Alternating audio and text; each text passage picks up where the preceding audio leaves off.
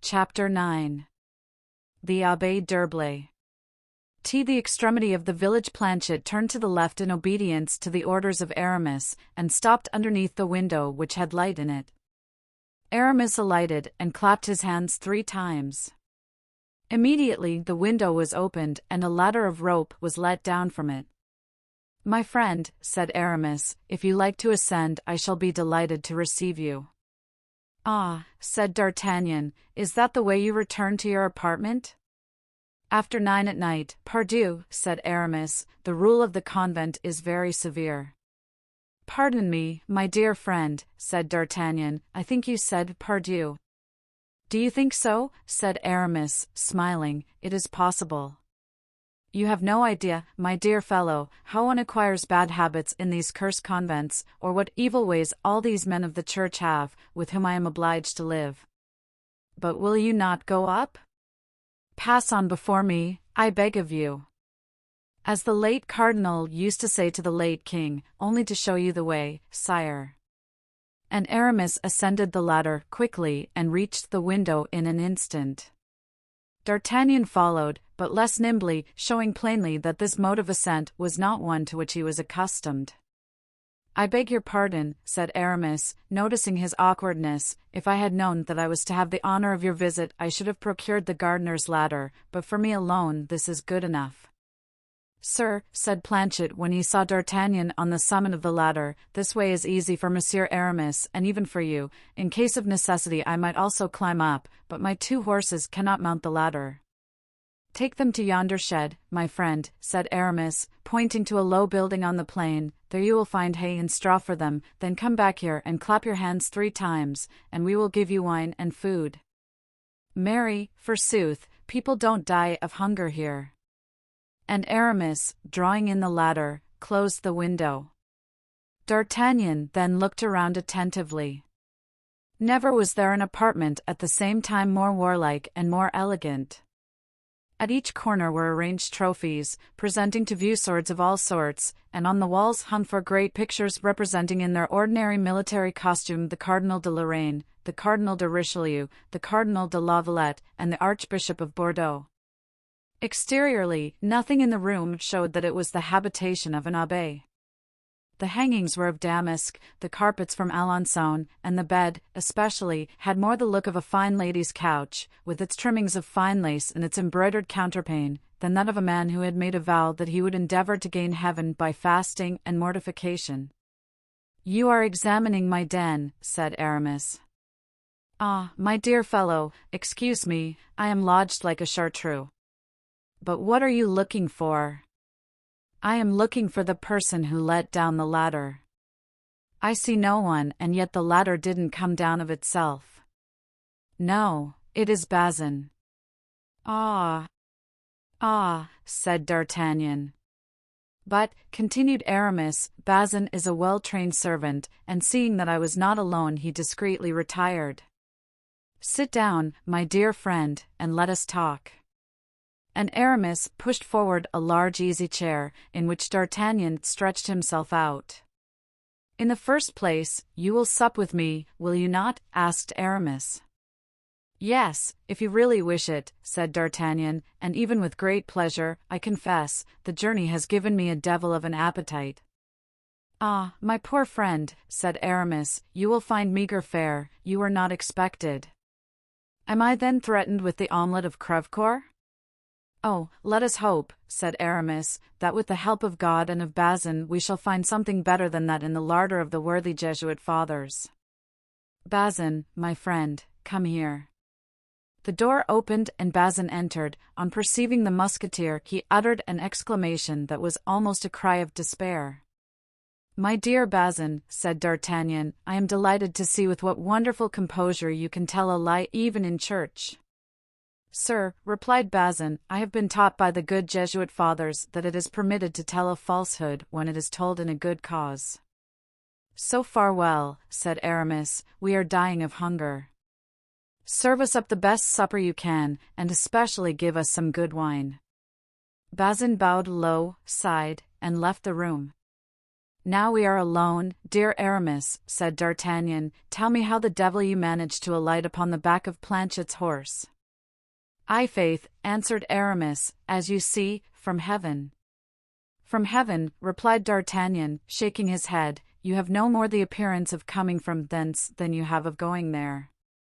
"My friend," said Aramis, with a look of imbecility on his face which D'Artagnan had never observed whilst he was in the Musketeers, "if I did not come from heaven, at least I was leaving paradise, which is almost the same."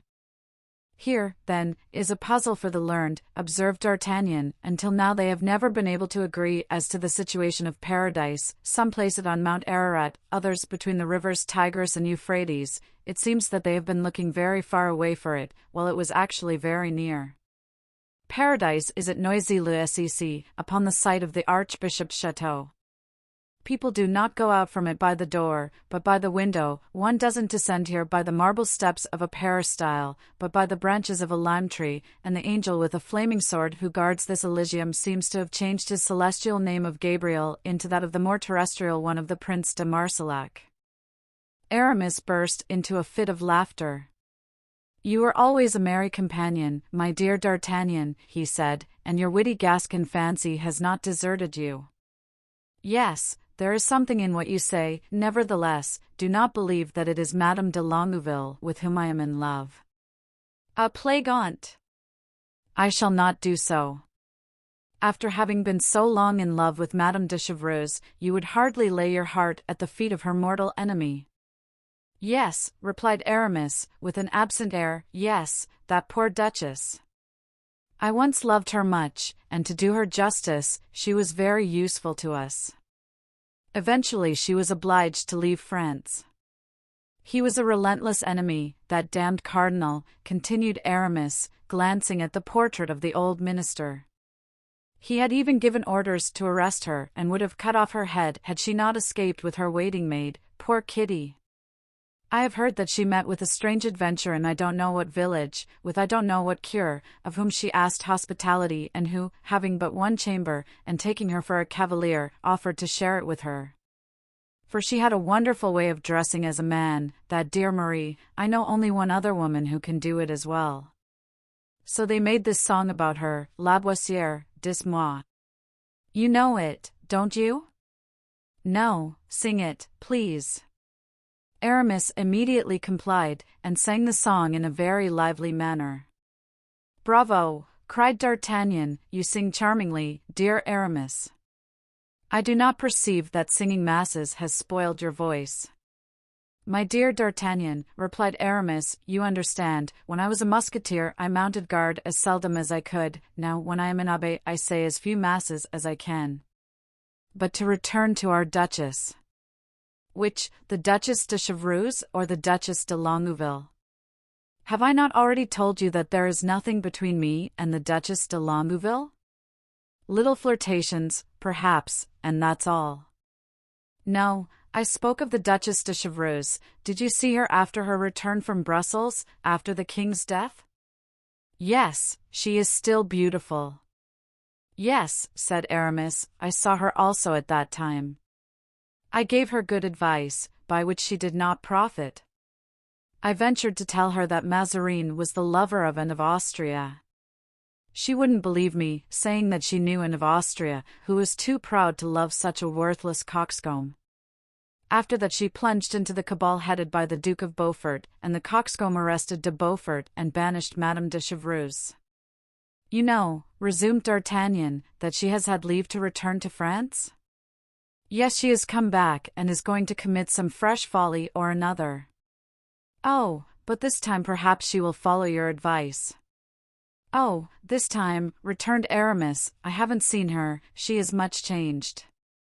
In that respect unlike you, my dear Aramis, for you are still the same, you have still your beautiful dark hair, still your elegant figure, still your feminine hands, which are admirably suited to a prelate."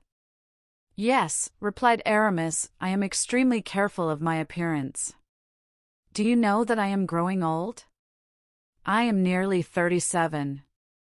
Mind, Aramis," D'Artagnan smiled as he spoke, "since we are together again, let us agree on one point. What age shall we be in future?" "How?" Formerly, I was your junior by 2 or 3 years, and if I am not mistaken, I am turned 40 years old. Indeed. Then 'tis I who am mistaken, for you have always been a good chronologist. By your reckoning, I must be 43 at least. The devil I am. Don't let it out at the Hotel Rambouillet, it would ruin me, replied the abbé. Don't be afraid, said D'Artagnan. I never go there. Why, what in the world, cried Aramis, is that animal Bazin doing? Bazin! Hurry up there, you rascal, we are mad with hunger and thirst. Bazin entered at that moment carrying a bottle in each hand. At last, said Aramis, we are ready, are we? Yes, monsieur, quite ready, said Bazin, but it took me some time to bring up all because you always think you have on your shoulders your beadle's robe, and spend all your time reading your breviary. But I give you warning that if in polishing your chapel utensils you forget how to brighten up my sword, I will make a great fire of your blessed images, and will see that you are roasted on it. Bazin, scandalized, made a sign of the cross with the bottle in his hand. D'Artagnan, more surprised than ever at the tone and manners of the Abbé d'Herblay, which contrasted so strongly with those of the musketeer Aramis, remained staring with wide-open eyes at the face of his friend. Bazin quickly covered the table with a damask cloth and arranged upon it so many things, gilded, perfumed, appetizing, that D'Artagnan was quite overcome. But you expected someone, then? Asked the officer. Oh, said Aramis, I always try to be prepared, and then I knew you were seeking me. From whom? From Master Bazin, to be sure. He took you for the devil, my dear fellow, and hastened to warn me of the danger that threatened my soul if I should meet again a companion so wicked as an officer of musketeers. Oh, monsieur, said Bazin, clasping his hands supplicatingly. Come, no hypocrisy. You know that I don't like it. You will do much better to open the window and let down some bread, a chicken and a bottle of wine to your friend Planchet, who has been this last hour killing himself clapping his hands. Planchet, in fact, had bedded and fed his horses, and then coming back under the window had repeated 2 or 3 times the signal agreed upon. Bazin obeyed, fastened to the end of a cord the 3 articles designated, and let them down to Planchet, who then went satisfied to his shed. Now to supper, said Aramis. The 2 friends sat down and Aramis began to cut up fowls, partridges and hams with admirable skill. The deuce, cried D'Artagnan, do you live in this way always? Yes, pretty well. The coadjutor has given me dispensations from fasting on the jours maigres, on account of my health. Then I have engaged as my cook the cook who lived with Lafollone, you know the man I mean, the friend of the cardinal, and the famous epicure whose grace after dinner used to be, good Lord, do me the favor to cause me to digest what I have eaten.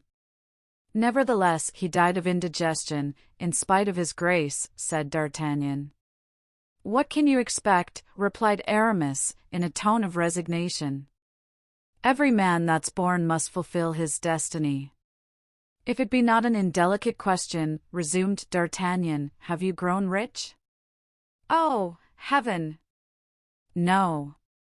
I make about 12,000 francs a year, without counting a little benefice of 1,000 crowns the prince gave me. And how do you make your 12,000 francs?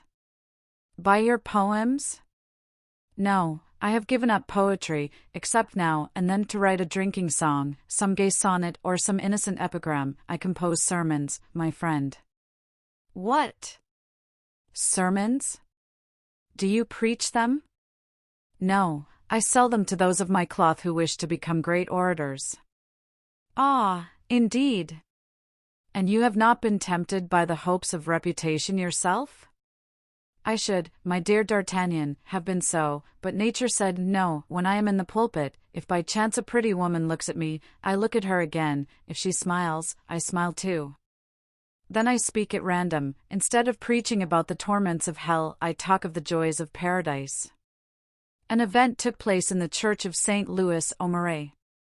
A gentleman laughed in my face. I stopped short to tell him that he was a fool. The congregation went out to get stones to stone me with, but whilst they were away I found means to conciliate the priests who were present, so that my foe was pelted instead of me. 'Tis true that he came the next morning to my house, thinking that he had to do with an abbé, like all other abbés. And what was the end of the affair? We met in the Place Royale, egad. You know about it. Was I not your second? Cried D'Artagnan.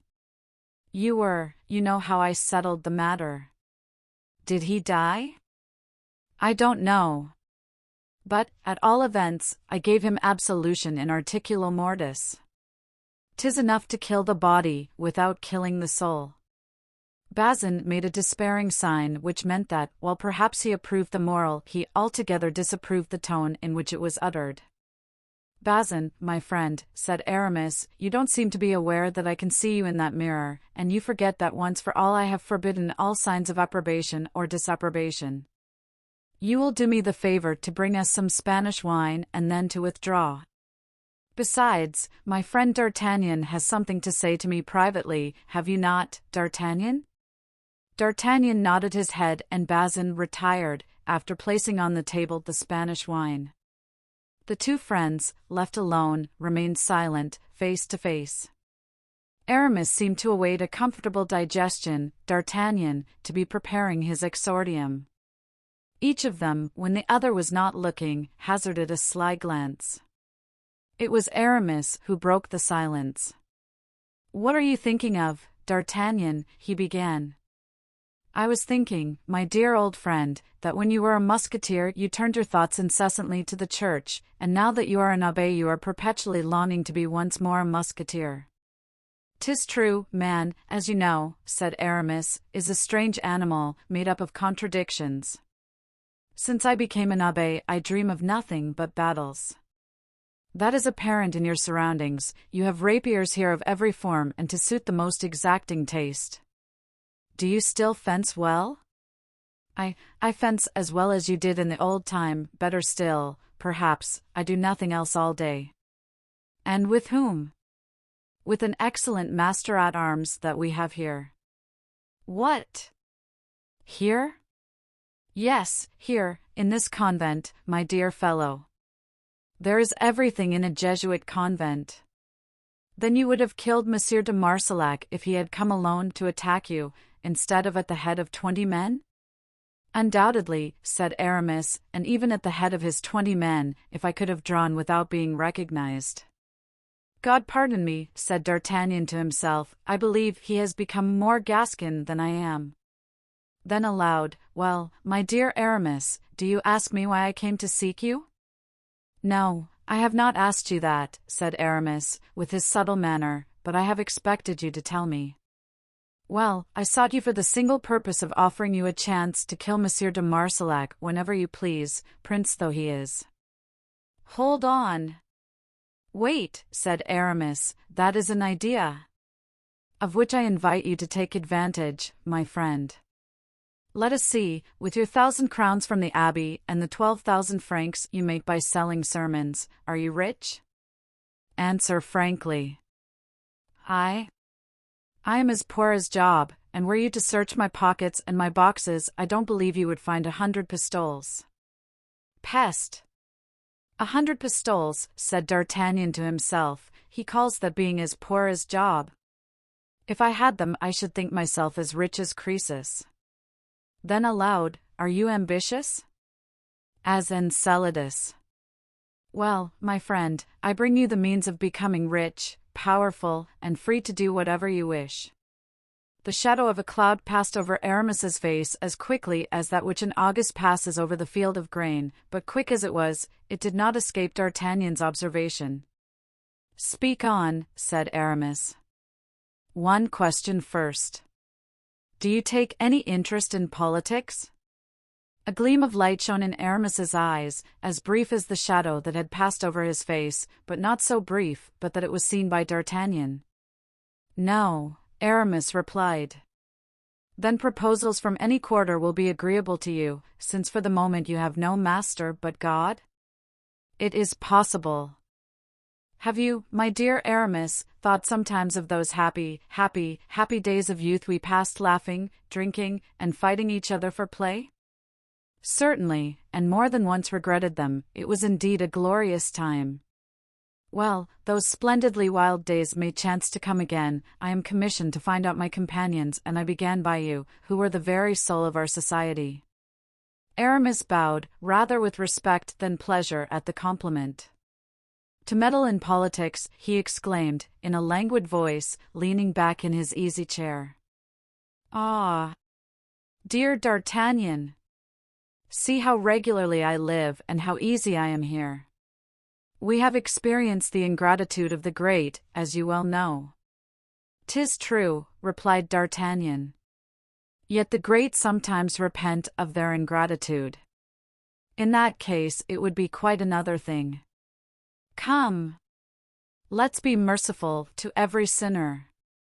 Besides, you are right in another respect, which is in thinking that if we were to meddle in politics there could not be a better time than the present.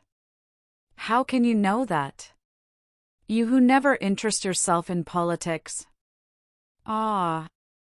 Without caring about them myself, I live among those who are much occupied in them. Poet as I am intimate with Sarrazin, who is devoted to the Prince de Conti, and with Monsieur de Boisrobert, who, since the death of Cardinal Richelieu, is of all parties or any party, so that political discussions have not altogether been uninteresting to me. I have no doubt of it, said D'Artagnan. Now, my dear friend, look upon all I tell you as merely the statement of a monk, of a man who resembles an echo, repeating simply what he hears.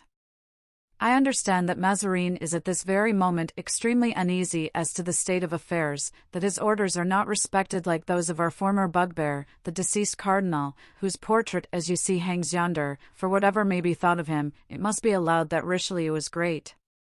I will not contradict you there, said D'Artagnan. My first impressions were favorable to the minister. I said to myself that a minister is never loved, but that with the genius this one was said to have he would eventually triumph over his enemies and would make himself feared, which in my opinion is much more to be desired than to be loved. D'Artagnan made a sign with his head which indicated that he entirely approved that doubtful maxim. This, then, continued Aramis, was my first opinion, but as I am very ignorant in matters of this kind, and as the humility which I profess obliges me not to rest on my own judgment, but to ask the opinion of others, I have inquired. My friend Aramis paused. Well? What? Asked his friend. Well, I must mortify myself. I must confess that I was mistaken. Monsieur de Mazarin is not a man of genius, as I thought. He is a man of no origin, once a servant of Cardinal Bentivoglio, and he got on by intrigue. He is an upstart, a man of no name, who will only be the tool of a party in France. He will amass wealth, he will injure the king's revenue and pay to himself the pensions which Richelieu paid to others. He is neither a gentleman in manner nor in feeling, but a sort of buffoon, a punchinello, a pantaloon. Do you know him? I do not. Hem, said D'Artagnan, there is some truth in what you say. Ah! It fills me with pride to find that, thanks to a common sort of penetration with which I am endowed, I am approved by a man like you, fresh from the court. But you speak of him, not of his party, his resources. It is true, the Queen is for him. Something in his favor. But he will never have the king. A mere child. A child who will be of age in 4 years. Then he has neither the Parliament nor the people with him. They represent the wealth of the country, nor the nobles nor the princes, who are the military power of France. D'Artagnan scratched his ear. He was forced to confess to himself that this reasoning was not only comprehensive, but just. You see, my poor friend, that I am sometimes bereft of my ordinary thoughtfulness. Perhaps I am wrong in speaking thus to you, who have evidently a leaning to Mazarin. I, cried D'Artagnan, not in the least. You spoke of a mission. Did I? I was wrong then. No, I said what you say, there is a crisis at hand. Well, Let's fly the feather before the wind, let us join with that side to which the wind will carry it and resume our adventurous life. We were once 4 valiant knights, 4 hearts fondly united, let us unite again, not our hearts, which have never been severed, but our courage and our fortunes. Here's a good opportunity for getting something better than a diamond. You are right, D'Artagnan, I held a similar project, but as I had not nor ever shall have your fruitful, vigorous imagination, the idea was suggested to me. Everyone nowadays wants auxiliaries, propositions have been made to me, and I confess to you frankly that the coadjutor has made me speak out. Monsieur de Gondy. The cardinal's enemy? No, the king's friend, said Aramis, the king's friend, you understand. Well, it is a question of serving the king, the gentleman's duty. But the king is with Mazarin. He is, but not willingly, in appearance, not heart, and that is exactly the snare the king's enemies are preparing for the poor child. Ah! But this is, indeed, civil war which you propose to me, dear Aramis. War for the king. Yet the king will be at the head of the army on Mazarin's side. But his heart will be in the army commanded by the Duc de Beaufort. Monsieur de Beaufort? He is at Vincennes. Did I say Monsieur de Beaufort? Monsieur de Beaufort or another? Monsieur de Beaufort or Monsieur le Prince? But Monsieur le Prince is to set out for the army, he is entirely devoted to the cardinal. Oh, said Aramis, there are questions between them at this very moment. And besides, if it is not the prince, then Monsieur de Gondy, but Monsieur de Gondy is to be made a cardinal, they are soliciting the hat for him. And are there no cardinals that can fight? Come now, recall the 4 cardinals that at the head of armies have equalled Monsieur de Guebriant and Monsieur de Gassion. But a humpbacked general. Under the cuirass, the hump will not be seen. Besides, remember that Alexander was lame and Hannibal had but one eye. Do you see any great advantage in adhering to this party? Asked D'Artagnan. I foresee in it the aid of powerful princes, with the enmity of the government, counteracted by parliament and insurrections. That may be done if they can separate the king from his mother. That may be done, said Aramis. Never, cried D'Artagnan. You, Aramis, know Anne of Austria better than I do. Do you think she will ever forget that her son is her safeguard, her shield, the pledge for her dignity, for her fortune and her life? Should she forsake Mazarin, she must join her son and go over to the prince's side, but you know better than I do that there are certain reasons why she can never abandon Mazarin. Perhaps you are right, said Aramis, thoughtfully, therefore I shall not pledge myself. To them or to us, do you mean, Aramis? To no one. I am a priest, resumed Aramis. What have I to do with politics? I am not obliged to read any breviary. I have a jolly little circle of witty abbés and pretty women, everything goes on smoothly, so certainly, dear friend, I shall not meddle in politics. Well, listen, my dear Aramis, said D'Artagnan, your philosophy convinces me, on my honor. I don't know what devil of an insect stung me and made me ambitious. I have a post by which I live, at the death of Monsieur de Treville, who is old, I may be a captain, which is a very snug berth for a once penniless Gascon. Instead of running after adventures, I shall accept an invitation from Porthos, I shall go and shoot on his estate.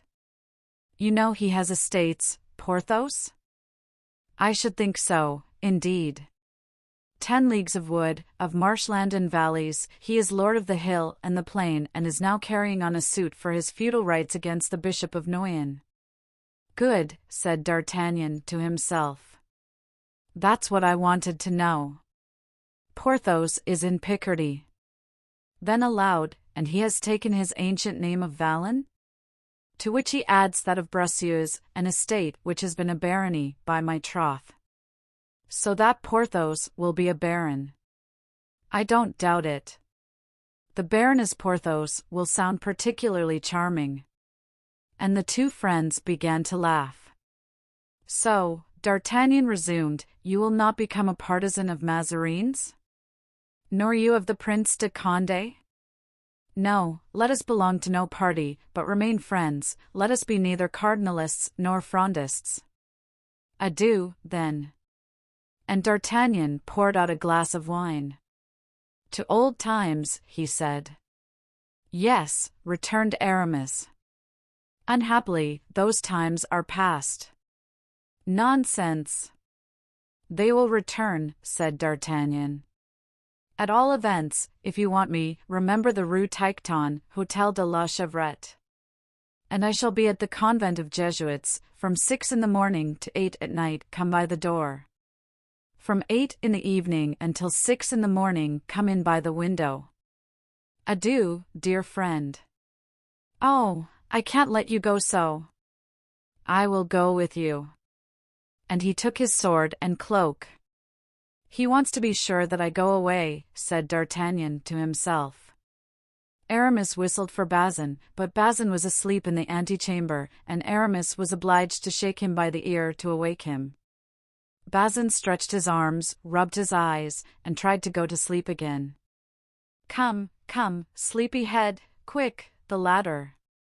"But," said Bazin, yawning portentously, "the ladder is still at the window." "The other one, the gardener's." "Didn't you see that Monsieur d'Artagnan mounted with difficulty? It will be even more difficult to descend." D'Artagnan was about to assure Aramis that he could descend easily, when an idea came into his head which silenced him. Bazin uttered a profound sigh and went out to look for the ladder.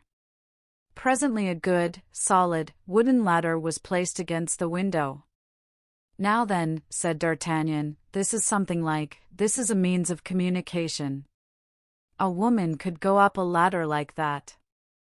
Aramis's searching look seemed to seek his friend's thought even at the bottom of his heart, but D'Artagnan sustained the inquisition with an air of admirable simplicity. Besides, at that moment he put his foot on the first step of the ladder and began his descent. In a moment he was on the ground. Bazin remained at the window.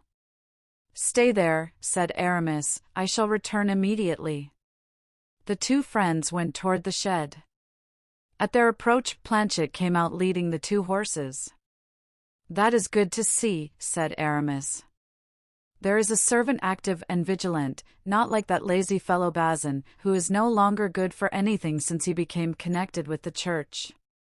Follow us, Planchet, we shall continue our conversation to the end of the village."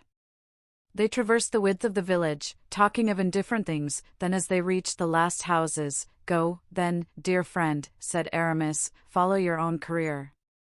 Fortune lavishes her smiles upon you, do not let her flee from your embrace. As for me, I remain in my humility and indolence. Adieu." "Thus 'tis quite decided," said D'Artagnan, "that what I have to offer to you does not tempt you?"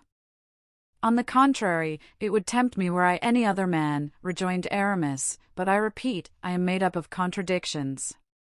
What I hate today I adore tomorrow, and vice versa.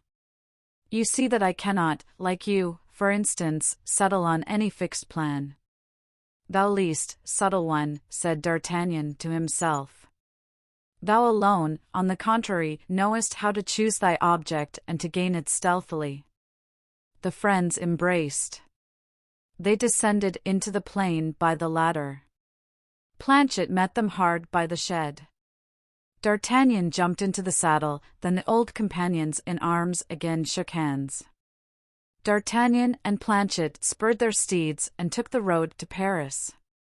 But after he had gone about 200 steps D'Artagnan stopped short, alighted, threw the bridle of his horse over the arm of Planchet and took the pistols from his saddle-bow to fasten them to his girdle. "What's the matter?" asked Planchet. "This is the matter, be he ever so cunning he shall never say I was his dupe. Stand here, don't stir, turn your back to the road and wait for me." Having thus spoken, D'Artagnan cleared the ditch by the roadside and crossed the plain so as to wind around the village. He had observed between the house that Madame de Longueville inhabited and the convent of the Jesuits an open space surrounded by a hedge.